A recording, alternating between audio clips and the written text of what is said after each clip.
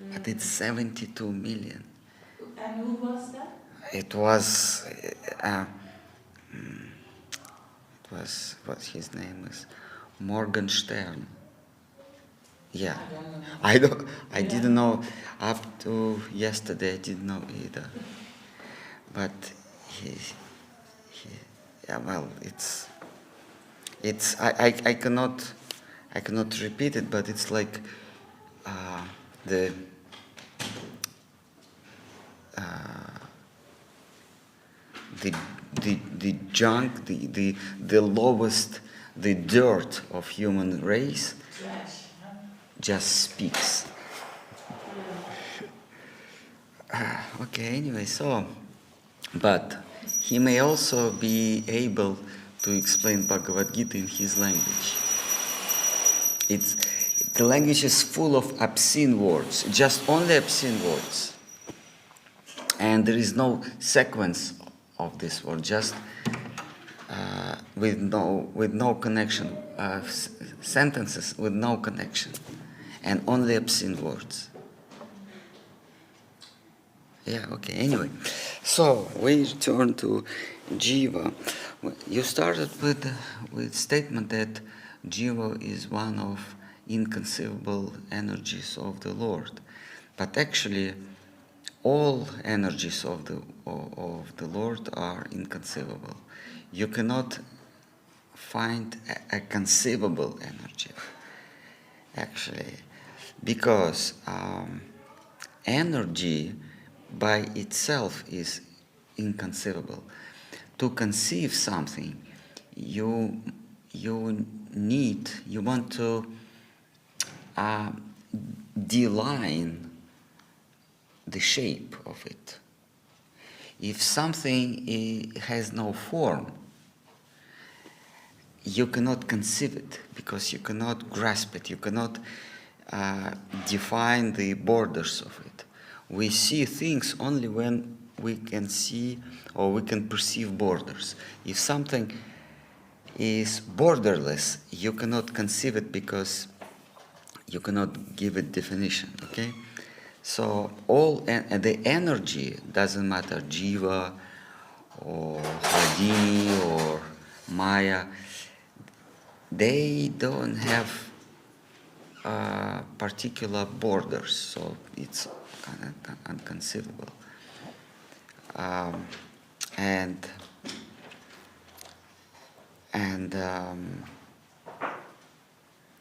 the Godhead consists of, we are told the God of consists of three energy.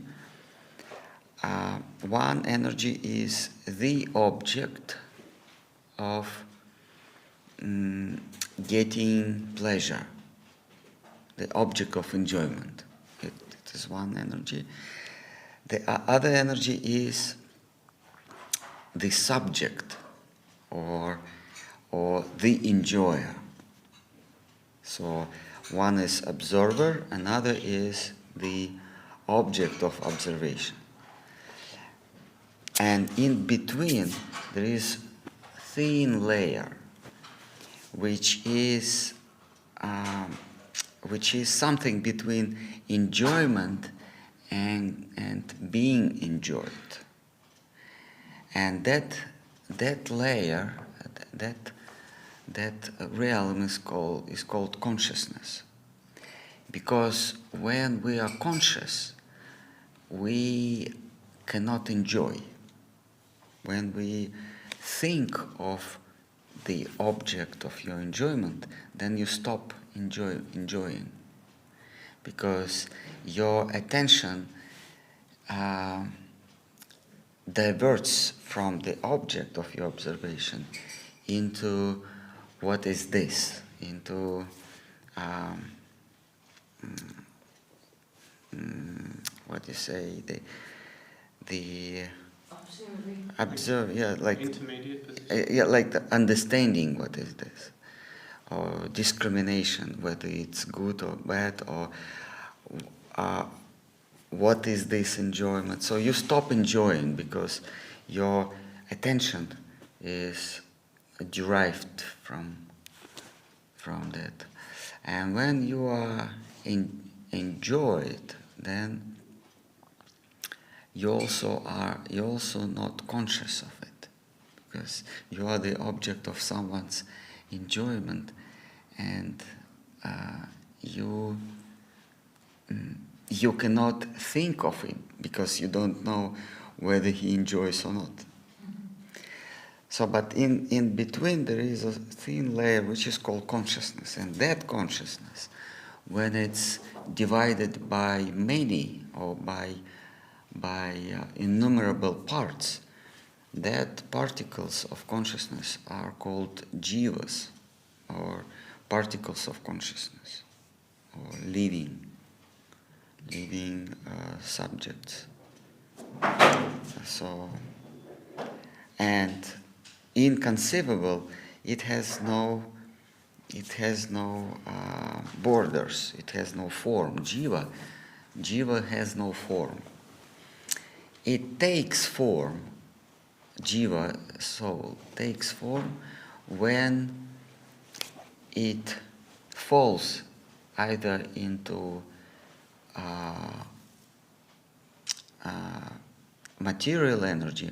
Material means the objective energy, material.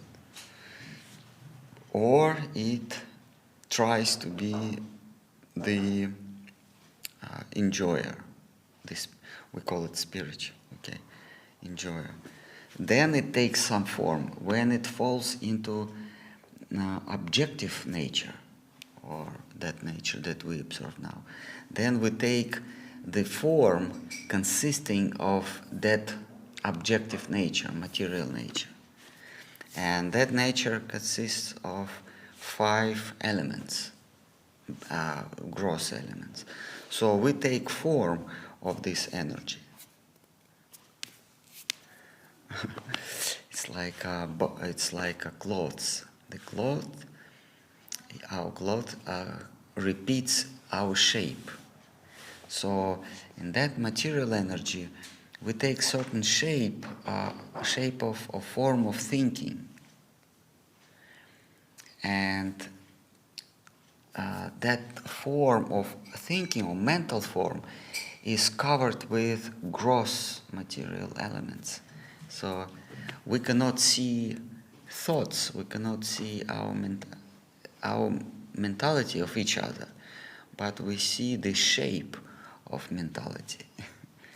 Yes. So, and that is material form, and that form is created to grasp, to obtain things, obtain enjoyments and things and so on. So, but it's not befitting our nature. But when we cross that conscious border again into spiritual half, then we take the opposite form, the form that is giving. That it has also form, but we never had this form before. Those who say that we fell down from spiritual world, they are wrong, because in spiritual world, every particle had a form, but we didn't have a form.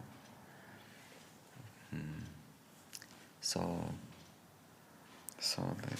like this, and it's inconceivable because it's imaginary. That layer between Maya and Krishna, it is called consciousness, or chit energy. And when chit energy is divided by many imaginary particles,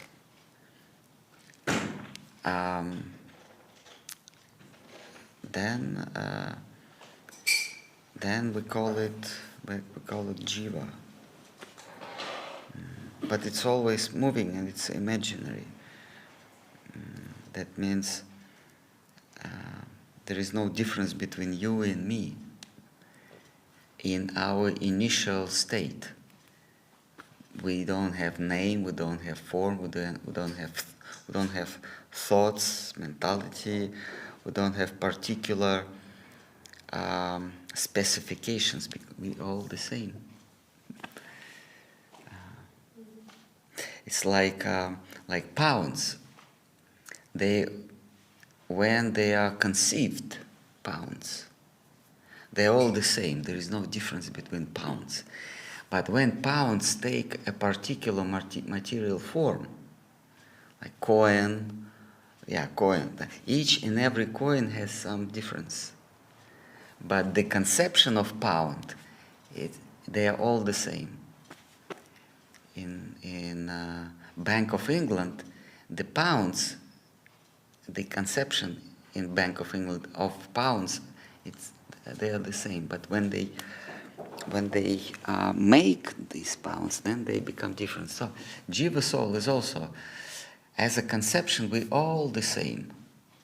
There is no difference between us. But when we enter material energy, into material energy, then we have some differences, and we can see. We all have some differences.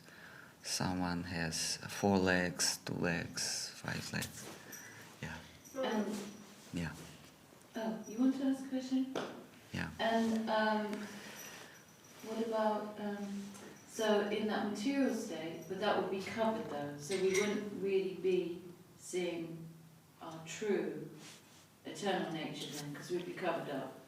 And when is the initial stage if there's no, give me a moment. Where is the initial state? And where is that initial state? Because we type of... Where? No, it's when. When there is no when. Yeah. The time starts. The time exists only where there is movement. If there is no movement, then there is no time. Time is fixation or registration of the movement. Doesn't the word initial mean time? Time is movement, or time is the change of state.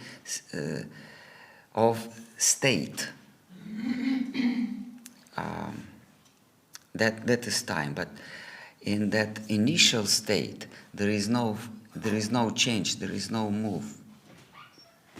It's just a layer of consciousness, and consciousness is not moving there.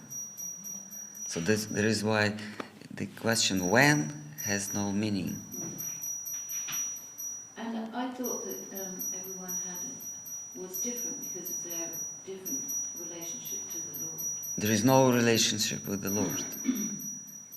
There is no relations means movement and change. There is no relations with the Lord. We relate to the Lord. Are you talking about the Brahman? Yeah, but we are Brahman. Okay.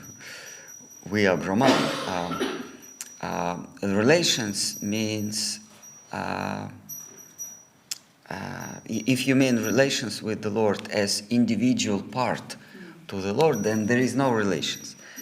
But as a conception, consciousness is related to the Lord. Because the Lord has, his characteristics are Satchitananda. So Chit is present in the Lord. In this way we are related to him. Not we, but Brahman is related to him.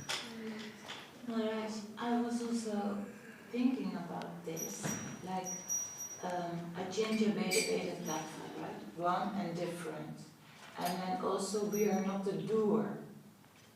We are not doing anything. And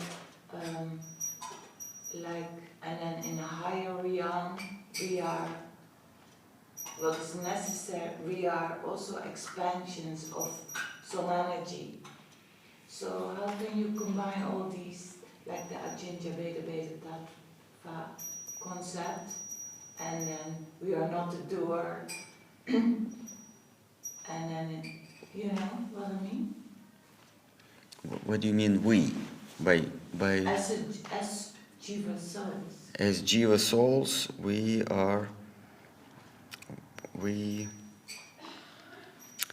start our relations with Lord, but it's exploiting relations. Yeah. But as a Jiva, we are a particle of the Lord, right? We are, the Jiva is a particle of the Lord, and in that sense, the Lord is, we are doing what is necessary. We are not a doer, actually, as a particle of the Lord. Yes. So, how can you explain an Achincha Beda Beda Tattva? What do you mean? How can I explain? One and different. Because it's a spiritual concept. One and different. Yeah, we are imaginary particles. Actually, we as individuals, we don't exist. We are all the same. We are all Brahman. But Means soul. we are all Brahman, the same. But Brahman is divided in some phase of its existence. He is divided, but this division is imaginary. Like infinity, we can divide it by particles, but it's all imaginary division. So this is Pheda. We are simultaneously individuals, and we are all the same. As individuals, we are imaginary. The Lord imagined that Brahman is divided by many particles. It's not our imagination; it's His imagination. So He, in his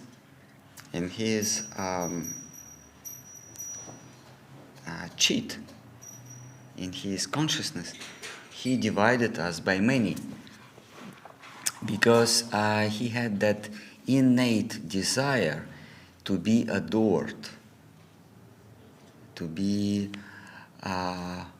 admired. And to fulfill this desire, He needs many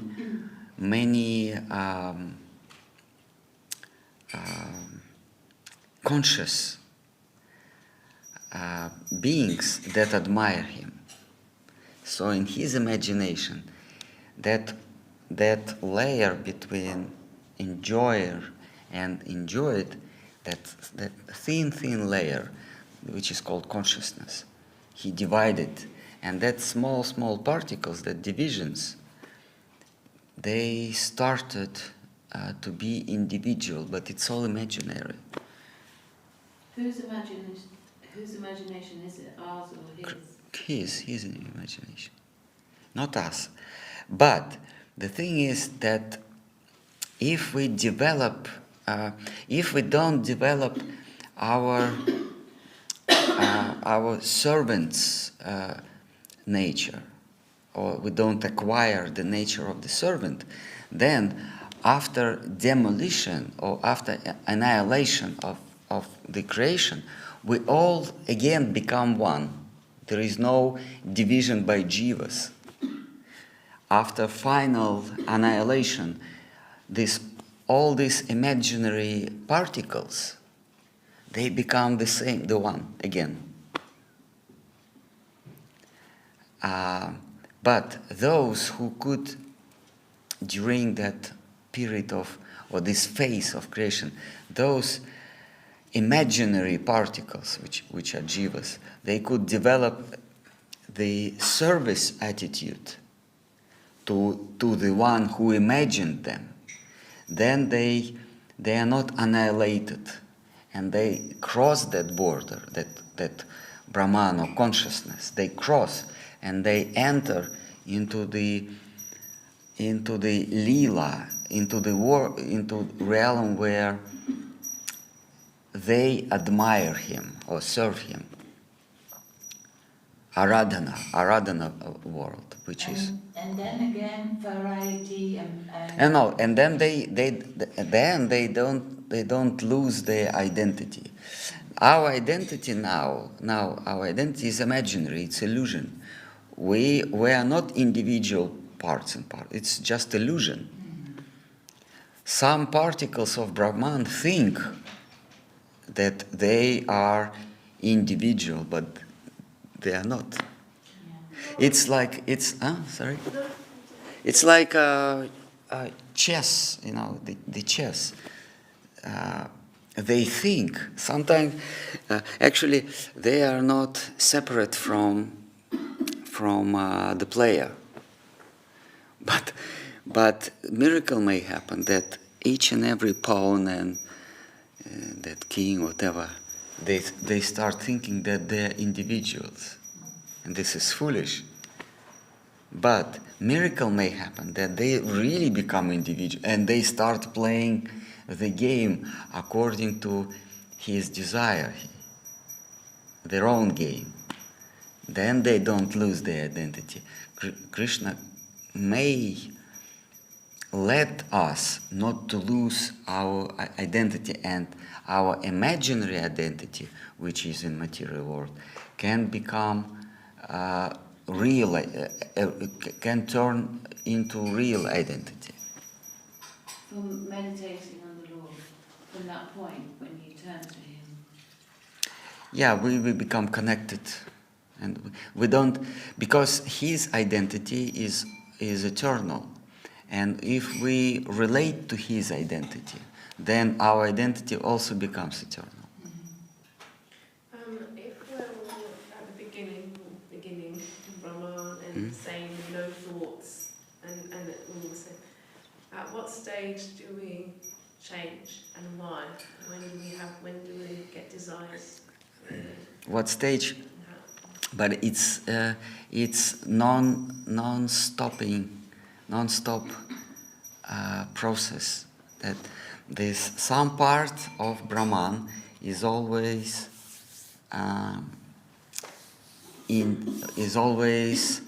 indefinite, and on the border of that Brahman, some particles just emerge, always emerging and come back, emerging, come back. Like when you boil the water, the mass of water is always the same, but some particles just jump out and come back, jump out and come back. These small bubbles or particles, they here we are bubbles of Brahman that jump out of mass of Brahman and come back, jump and come back. But if in this flight we develop the identity of servant, then we don't lose it. We remain the servant forever. And what determines how we identify? Whether we identify as a servant or not, what determines that? Or him or his agent.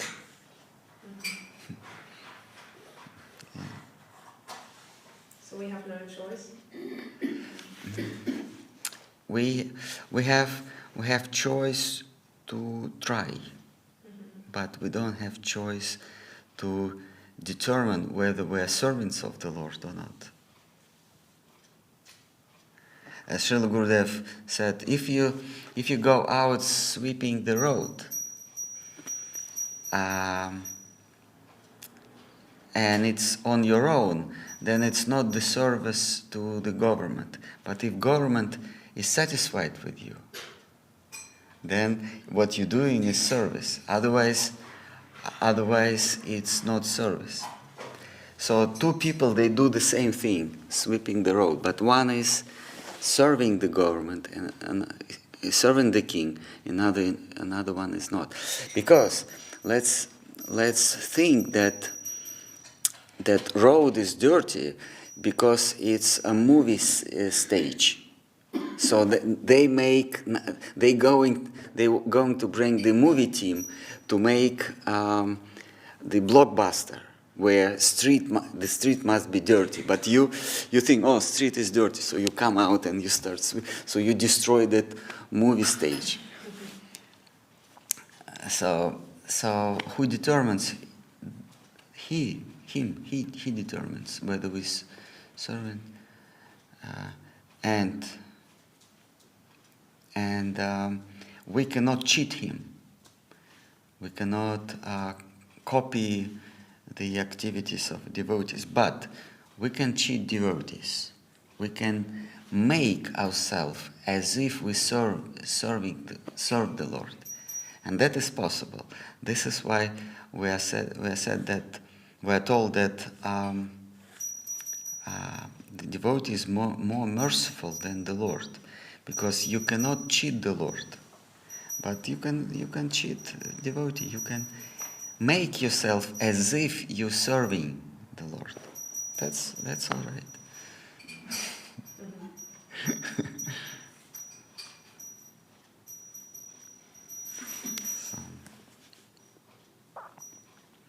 Where does our desire come into the equation? Our desire. Yeah. The bubbles are jumping, and the Lord determines where we go. And does our desire have some place?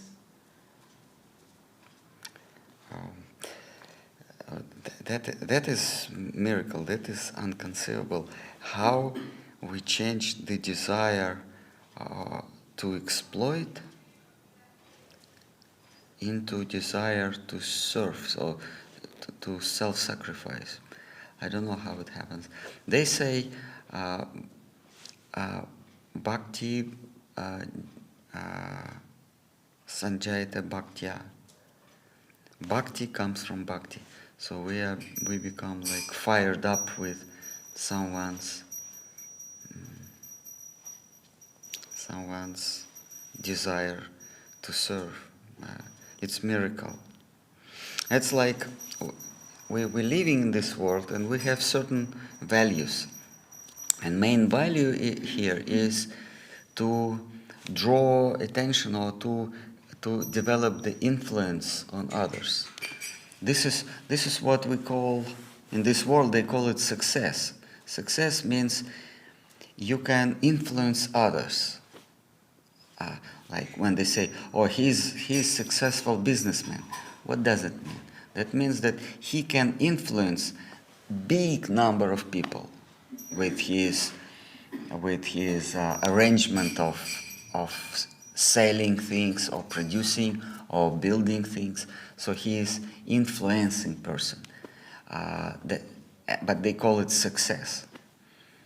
So, and this is the main value of in material world, to influence other or to control others. So we Srila Maharaj called it like currency. We come into, like in Europe the currency is euro. Okay, but and we collect it. We work to acquire more and more euros. But when we come to London, to UK, euros have no value. It's different.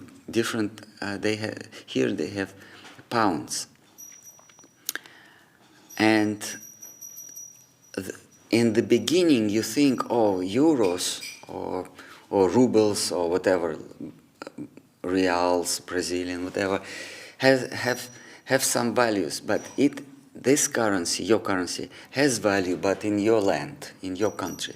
But in this new country, you need to collect new currency, pounds. So this is why we're told it's very important to have sadhu sangha. Sadhus, they are citizens of different country, different realm, and they have different values, different currencies. So we come to sadhu sangha, and we still have our previous currency. What is this? Influence, control, power. But in sadhu sangha, it's different country. They have other currency. They have sadhus. They have different currencies. This is faith, trust, devotion, self-sacrifice. It's completely different currency. So if we mix or if we associate with sadhus, naturally we develop the new appreciation of new currency. And our previous currency, rubles, reals, euros, lose the value. Now we start evaluating new currency. This is the answer to a question. How do we change? In sadhu sangha, we also like the feeling of, because from that success there's some pratista, right, and all over the world you feel good by it.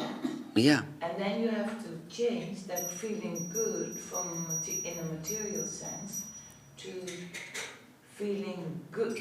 Your feeling has to come in another way. Maybe in the beginning you don't feel. Like So, my father once, he told me, in army you will have different values. This is warm socks. Because we go to army and we think, oh, this money has some value. But when you far away somewhere in Siberia, that rubles have no value. The value is warm socks. Different value, different currency. So we come to devotees association. We think our brain power or knowledge, it has some value. So we can learn Sanskrit verses. We know this scripture, that scripture. It has some value because this value is valuable, or this currency is valuable in my material life. Because if I'm academic and I know many verses, Sanskrit or conceptions, then they appreciate it. They make you something. They make something important of you. If you know many things, or you have many skills. But when we come to devotees world, these values or these skills or these acquisitions have no value. It becomes liability, not assets. You understand? So if you think you can make a career in devotees world with your knowledge, then you fail. That means you didn't cross the border. You're still in the material world. You try to live with old values in new country. Like if you go to Vaikuntha or Galoka and you start reciting Vedic verses. You start reciting Vedic verses, but they won't appreciate it. They say, okay, go to heavenly planets. Okay. Yes, sorry. Anything else? How do we keep our minds focused? Just on the simple question. It's To be distracted and want other things. Yeah. Sometimes. I have no answer how to always be thinking of the Lord. I don't think it's possible. Maybe if he is kind enough to us, then maybe it is possible. Krishna says, we spoke about it yesterday. Krishna says, I control your remembrance and forgetfulness. Means he decides what you remember or what you forget about. He decides. He controls it. He says, of the mind I am remembrance and forgetfulness. Yeah. In Yeah. the Gita. Yes, in Gita he says, I'm the one who control, who makes, who decide what you remember and what you forget about. But is it between the Lord, wherever we want to place him, and you, and us individuals, there's like so much karmic for that to happen. Yeah. He's not sitting there, like that, in a way, obviously he's not. What he means is, if you try to remember me, because Krishna says, to remember me is the key to spiritual world.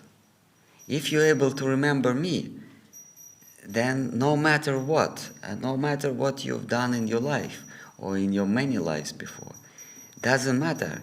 All your karma is cleared out. Just remember me in last moment of your life, even the last moment of. He doesn't say, remember me all your life. Then you come to my abode. No, just last moment. And we think, oh, that's easy. But then Krishna, next verse, he says, but it's me who decides whether you remember me or not.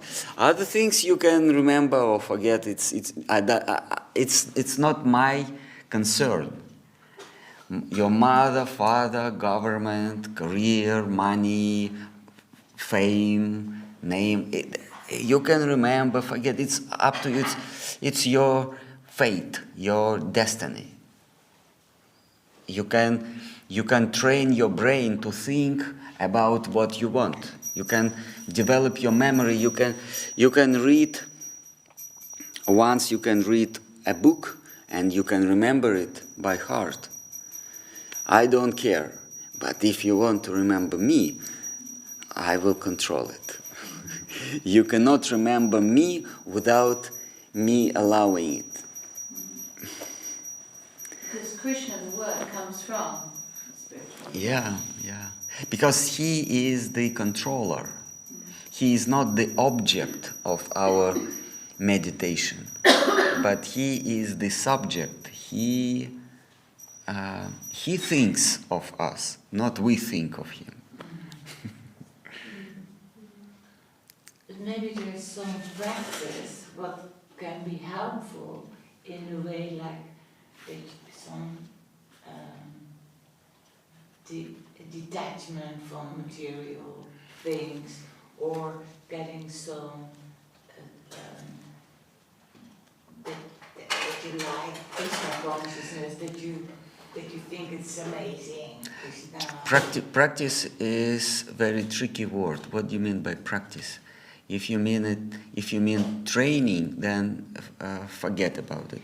There is no training to remember Lord or to serve Him. There is no training. I mean practice in the sense of that you really think it's awesome, Krishna consciousness, and that there is like.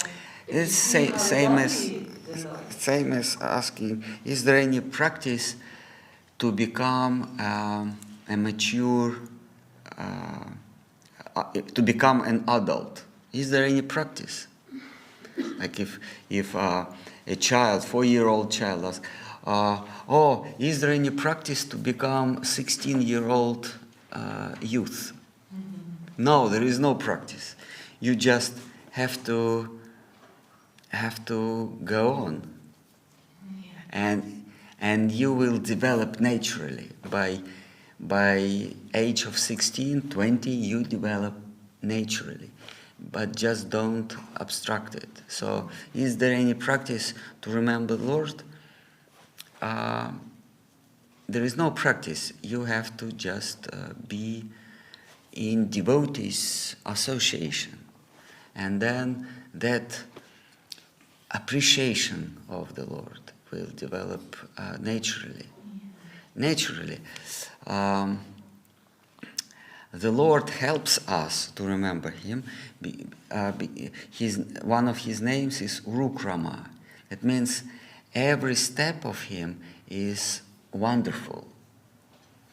So once you stop wondering about material world, like sometimes people say, oh, have you heard of the government passed this law, or pandemic, or COVID, or that singer who died, or that, and once you stop wondering about it, once you stop thinking there is miracles in this world, then, because it's natural for the soul to wonder about something, then you read about Lord's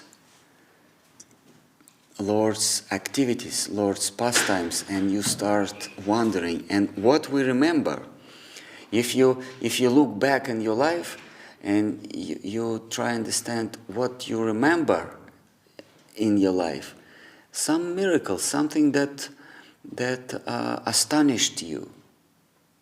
Like we remember many things from our childhood, because when we were newcomers in this world, we were astonished with many things, and later nothing astonished us anymore. So that's why we don't remember it.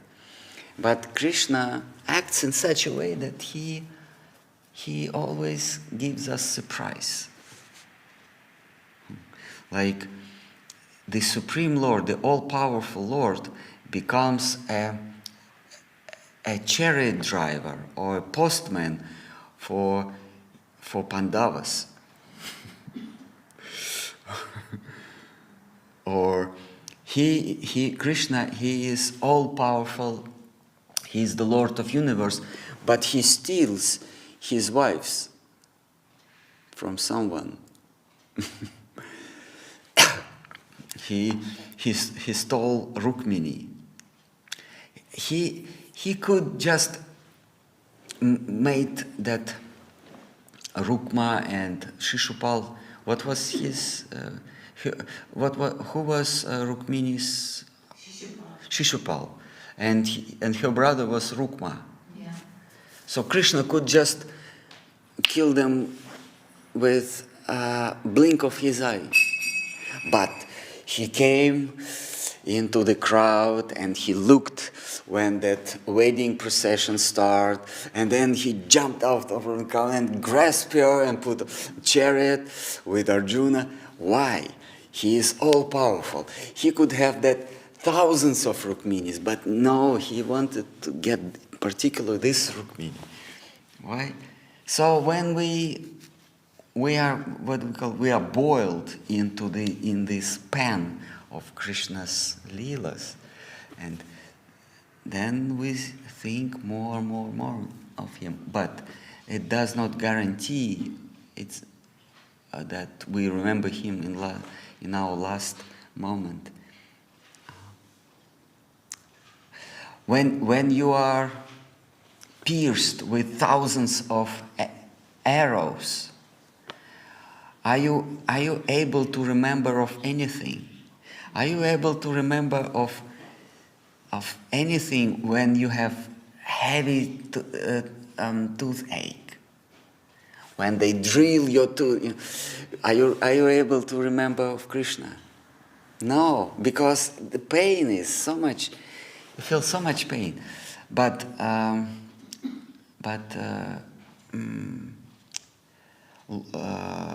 the grandfather Bhishma, he had thousands of toothaches.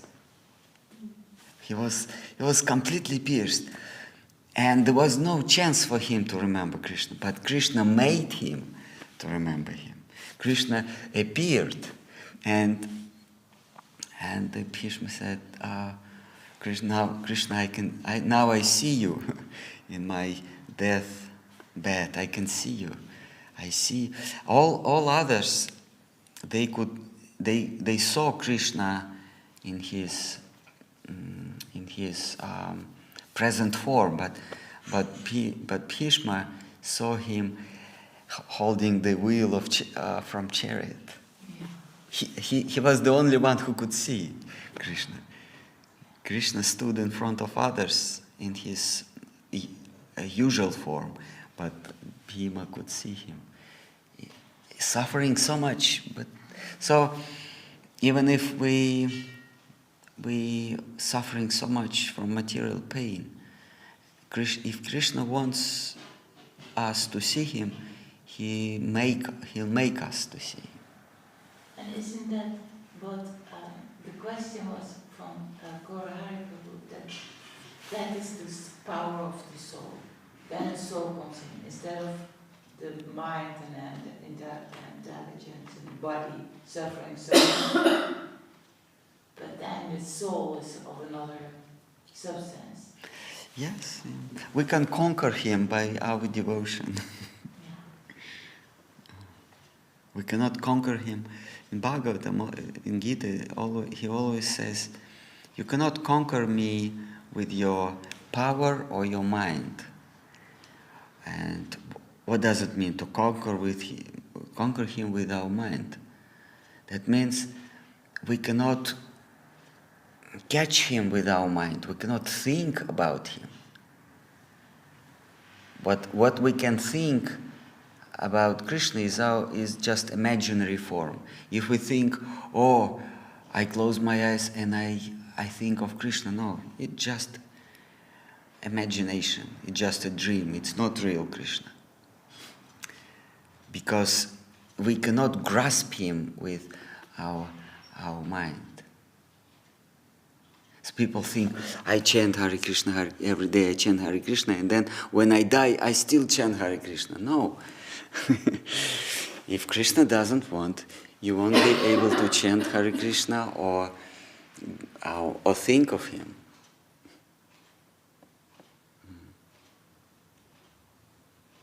Although we hear that the Hare Krishna mantra is more important than Krishna. Really? Yeah. Oh, okay. So, he helps us by acting in miraculous way, urukrama. It's just a help to us.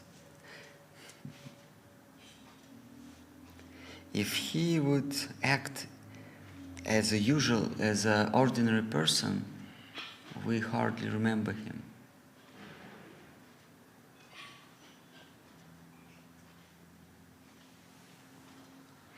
Like when he came to Bali Maharaj, he could take all his wealth and power without any effort.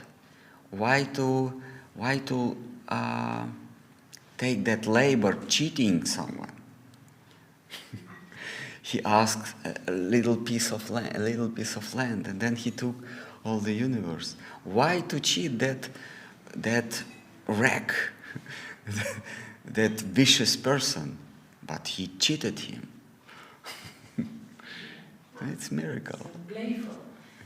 There was yesterday, somebody said about Swami Maharaj's pastimes,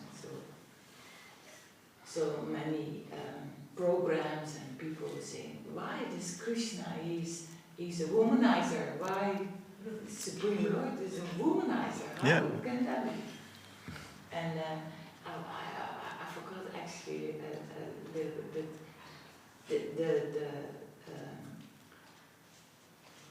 the essence is like everything is already of Krishna. Everything belongs to Krishna.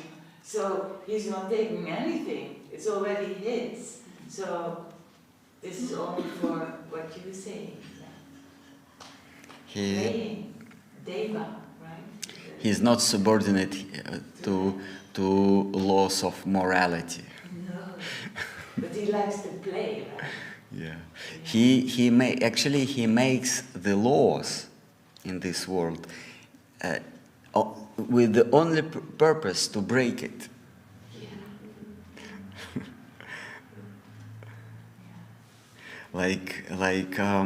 Like when children play in the playground, they make obstacles, from sand. They make like hills. For what? Just to jump over it. So same, the Lord, He makes laws, rules and regulations just to jump over it, to break it. So much fun and so much taste and so much excitement in all these.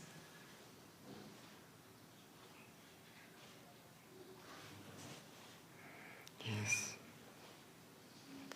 So for Jiva Soul, anything to add? Someone wants to add to Jiva Soul conception. Can you clarify what you were saying about the enjoyer and the enjoyed and the thin line of energy?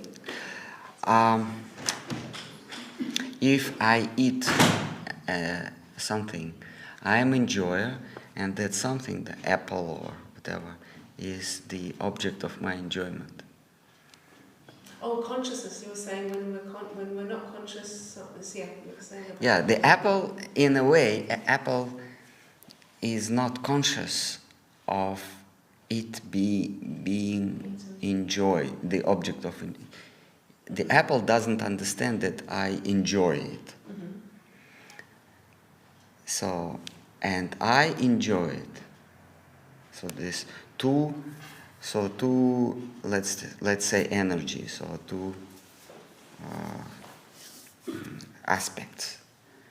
And in between, when I enjoy apple, I'm not conscious because I enjoy. That feeling of enjoyment kills my mental process. I just enjoy. When you're hungry and you grasp the cake, you eat it. You're not contemplating what is this. What are ingredients? You just enjoy. And the cake does not think also, because it's the object of my enjoyment.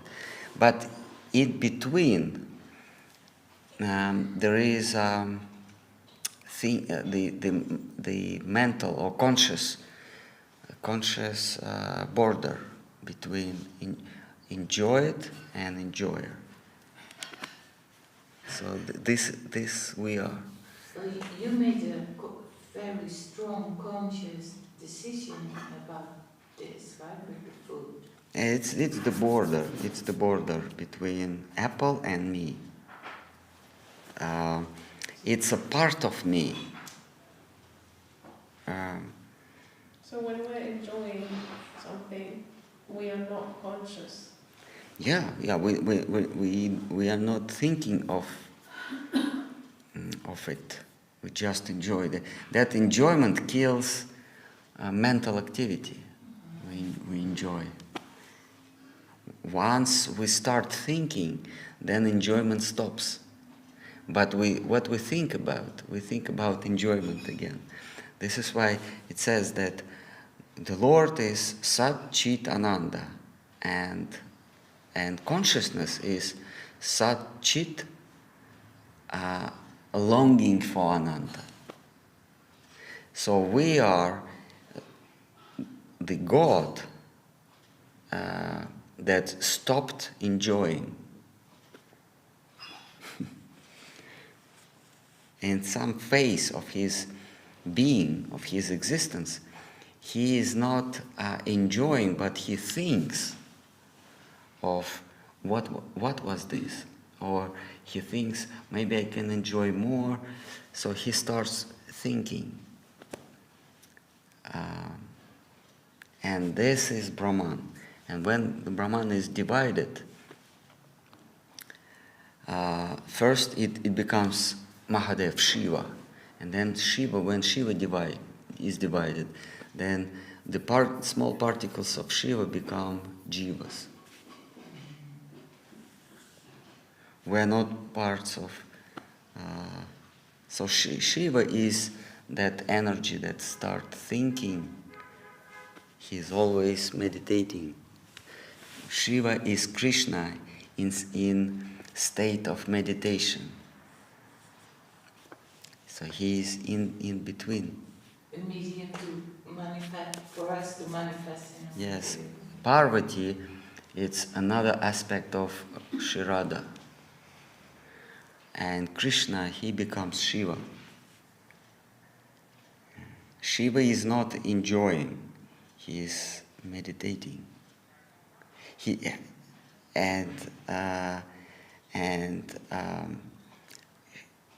controls,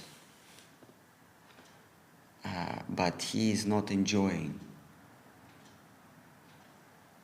He controls the nature, the Parvati, Durga. He controls, but he is not enjoying. And when Shiva is divided by innumerable parts of himself, these innumerable parts, they are jivas, we. So we carry on that God nature. We are in a way parts of Krishna, but through Shiva. And we are designed to adore, to admire Krishna. Actually, in Chaitanya Charitamrita it says that Krishna wants to feel what Krishna wants to look at himself. Krishna wants to taste his sweetness, like a sugar. Everyone enjoys sugar, but sugar cannot enjoy sugar. What to do?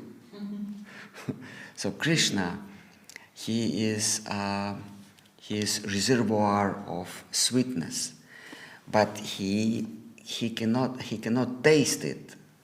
He cannot taste it. So he needs to convert himself into tasters. Many tasters. Maybe one taster, but he thinks, oh, if I divide myself into many, then I can taste myself in different angles. So these are jivas. But the problem is to taste Krishna, to have that rasa. You should make your nature opposite to Krishna. You must become negative. You must acquire the nature of Radha, energy, not energizer, but energy. So Krishna makes many particles of himself, but that particles cannot to enjoy himself. Krishna multiplies himself to enjoy himself, but that particles, they cannot taste him if they have same nature of Krishna. They must become nature, acquire nature of Radha. So this is the circle. Krishna starts converting himself into opposite energy. Like that. And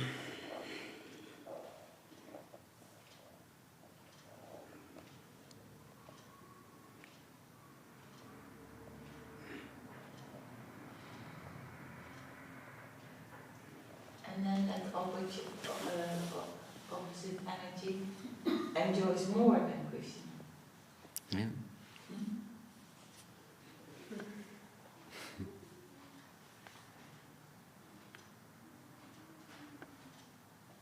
Krishna creates many particles of him as enjoyers. These small particles of him, he wants them to enjoy, but then he loses control, and they become devotees.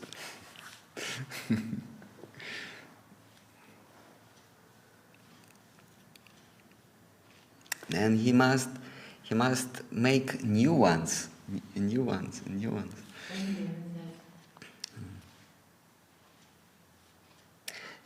In Chaitanya Charitamrita, it's indirectly says that Krishna wanted to taste his beauty, and that's why he converted himself into devotee. He descended as Sri Chaitanya.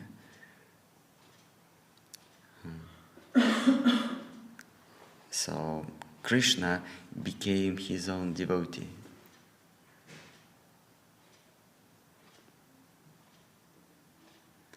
Because if he does not convert his nature as enjoyer, then again he cannot taste himself. Okay, I think we came up to the final point.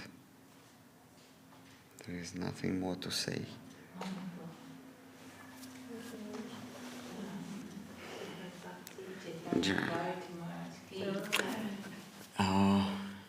Shri Mahaprabhu, West London ki jai. Shri Acharya Panel ki jai.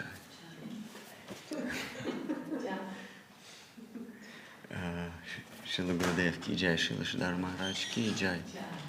Shri Rupanuga Guru Varga ki jai. Shri Bhakta Vrinda ki jai. Harinam Sankirtan ki jai. Jai Gaura Premanande.